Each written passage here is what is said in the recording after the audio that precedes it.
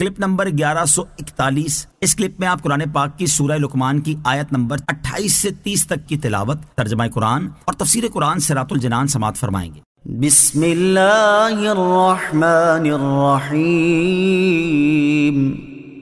ترجمہ، اللہ کے نام سے شروع جو نہایت مہربان رحمت والا ہے۔ ما خلقكم ولا بعثكم الا كنفس واحدة ان اللہ سمیع بصیر۔ ترجمہ، تم سب کا پیدا کرنا اور قیامت میں اٹھانا ایسا ہی ہے جیسا ایک جان کا، بے شک اللہ سننے والا دیکھنے والا ہے۔ ما خلقكم ولا بعثكم الا كنفس واحدة،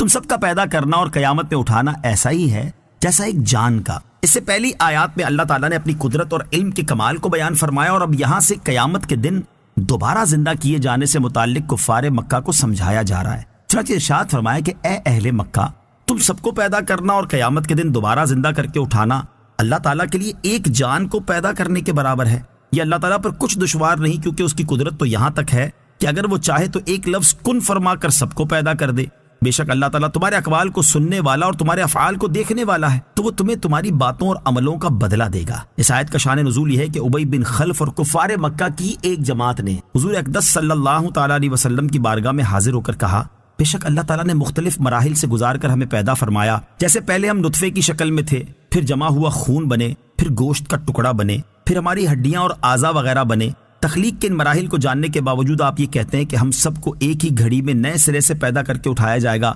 اس پر یہ آیت نازل ہوئی، اور اس میں گویا کہ فرمایا گیا یہاں بہت آہستگی سے پیدا فرمانا دوسری حکمتوں سے ہے، نہ کہ رب تعالیٰ کی مجبوری کی بنا پر، اور وہاں ایک دم پیدا فرمانے میں اپنی قدرت کاملہ کا اظہار ہوگا، لہٰذا غائب کو حاضر پر قیاس نہ کرو۔ أَلَمْ تَرَ أَنَّ اللَّهَ يُولِجُ اللَّيْلَ فِي النَّهَارِ وَيُولِجُ النَّهَارَ فِي اللَّيْلِ وَسَخَّرَ الشَّمْسَ وَالْقَمَرَ كُلٌّ يَجْرِي إِلَىٰ أَجَلٍ مُّسَمًّى وَأَنَّ اللَّهَ بِمَا تَعْمَلُونَ خَبِيرٌ۔ ذَلِكَ بِأَنَّ اللَّهَ هُوَ الْحَقُّ وَأَنَّ مَا يَدْعُونَ مِن دُونِهِ الْبَاطِلُ وَأَنَّ اللَّهَ هُوَ الْعَلِيُّ الْكَبِيرُ۔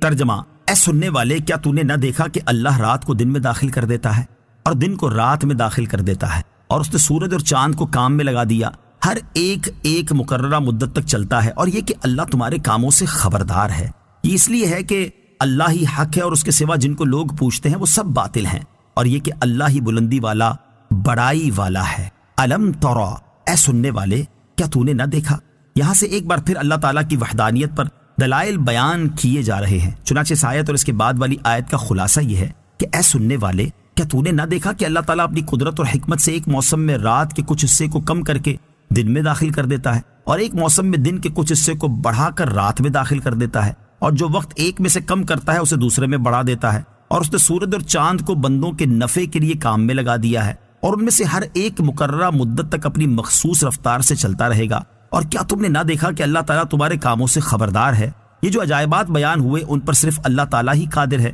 اس لیے صرف وہی عبادت کا مستحق ہے، اور اس کے سوا جن کو لوگ پوچھتے ہیں وہ سب باطل اور فنا ہونے والے ہیں، لہٰذا ان میں سے کوئی عبادت کا مستحق نہیں ہو سکتا۔ اور اللہ تعالیٰ کی یہ قدرت و عظمت اس لیے ہے کہ اللہ تعالیٰ ہی اپنی ذات و صفات میں بلندی والا اور بڑائی والا ہے۔ یاد رہے کہ آیت نمبر 29 میں جو سورج اور چاند کے بارے میں فرمایا گیا کہ ہر ایک ایک مقررہ مدت تک چلتا ہے، اس میں مقررہ مدت سے مراد قیامت کا دن ہے، یا اس سے مراد یہ ہے کہ دونوں اپنے اپنے معین اوقات تک چلتے ہیں، جیسے سورج سال کے آخر تک اور چاند مہینے کے آخر تک چلتا ہے۔ نیز خیال رہے کہ اگرچہ بعض کفار انبیاء کرام علیہ السلام کو پوجتے ہیں، مگر ان بزرگوں کو باطل نہیں کہا جا سکتا، وہ بالکل حق ہیں، البتہ ان کی عبادت کرنا باطل ہے۔ یہاں اللہ تعالیٰ نے لفظ ماں ذکر فرمایا ہے، اور یہ لفظ عربی زبان میں بے عقل چیزوں کے لیے آتا ہے، تو آیت کا مطلب یہ ہوا کہ جن پتھروں اور درختوں وغیرہ بے جان چیزوں کو لوگ پوچھتے ہیں وہ باطل ہیں۔ کیا یہاں یہ لفظ مصدر کے معنی میں ہے، یعنی تمہارا اللہ تعالیٰ کے علاوہ کسی اور کو پوجنا باطل اور جھوٹ